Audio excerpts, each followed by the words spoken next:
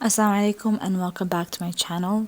Today's recipe is black bean burger patties. Keep in mind this recipe is for also to freeze some patties in the freezer, so it is a big batch. So the first thing first, you do need black beans. I used around 4 cups of black beans, and I soaked them overnight with a little bit of baking soda in it. Then I pressure cookered it in my Instapot for around 35 minutes. So I put all the beans in with the same amount of water, so around 4 cups of water. I maybe put a little bit more depending on how you feel, but the water will be drained later on, so it's okay. After pressure cooking it for 30 minutes, you're going to drain the water out, and you're just going to give it a quick rinse. Now remember, in the water you did not put any salt or garlic or anything like that. There's no need for it because of the fact that we are going to be mashing it and then making it into patties, so all the seasonings will go in there. After you have your beans rinsed, you put it to the side, and you'll need around 2 medium-sized onions chopped, and I used around 4 to 5 carrots shredded. So once you have your onions chopped, shred your carrots, and you're going to put that aside before putting them into the beans.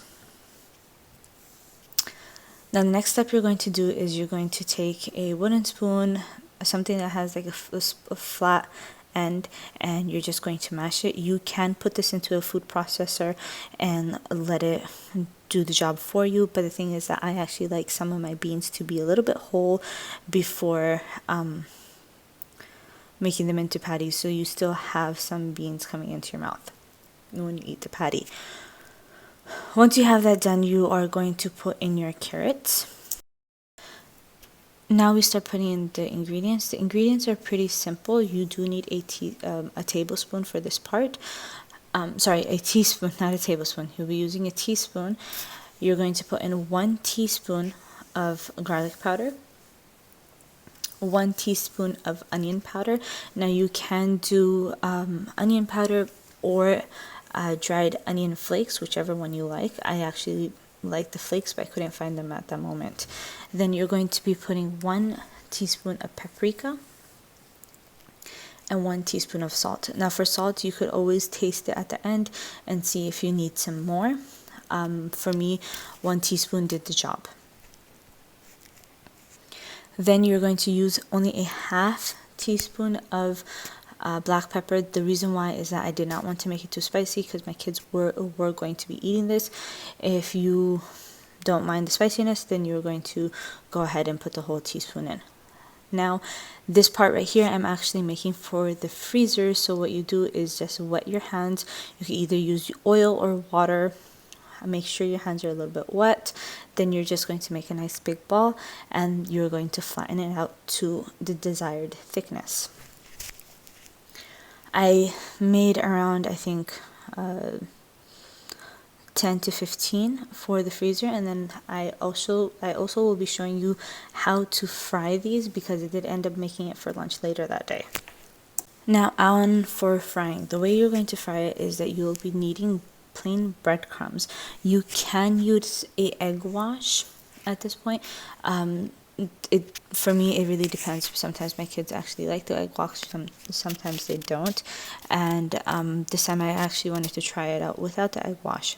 Now, in your pan, make sure that you have a good amount of oil. So you need around 2 tablespoons of oil, because what happens is that the breadcrumbs kind of drink up all the oil that's in your pan. Now, if you're making the patties fresh, not from the freezer, you're making them fresh, then all you have to do is just put them straight into the breadcrumbs and they kind of stick on. But if you are making them from the freezer, then you do need the egg wash to help stick on the patty. Once you have the whole patty fully covered with some breadcrumbs, you're going to put it into the pan and you're going to let it fry for around 1.5 minutes on each side, just until it's nice and crunchy.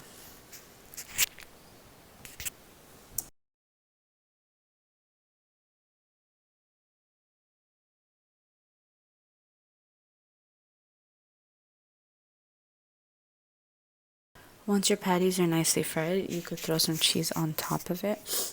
I had some shredded mozzarella cheese that I threw on top. Normally, I put some sharp cheddar, and it really makes it taste good.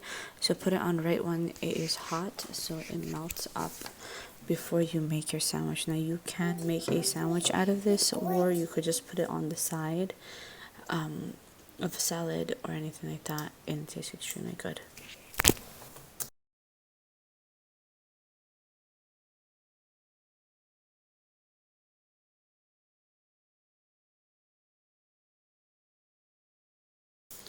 So over here, I'm just showing you guys how I made a really simple sandwich for my kids. Of course, they love a lot of ketchup, so I did end up putting a lot of ketchup on one side.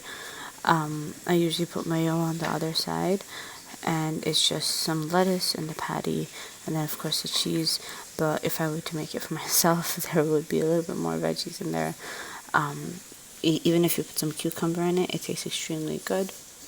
When you're putting it into the sandwich, it's best to basically like flatten it out a little bit, and so that the whole bread is covered. But of course, it's not necessary. It's just one of those things that I do. If you like this video, subscribe to my channel, and if you guys have any ideas of what kind of recipes you guys would like to see, make sure to leave a comment down below, and then I will get to them as soon as possible.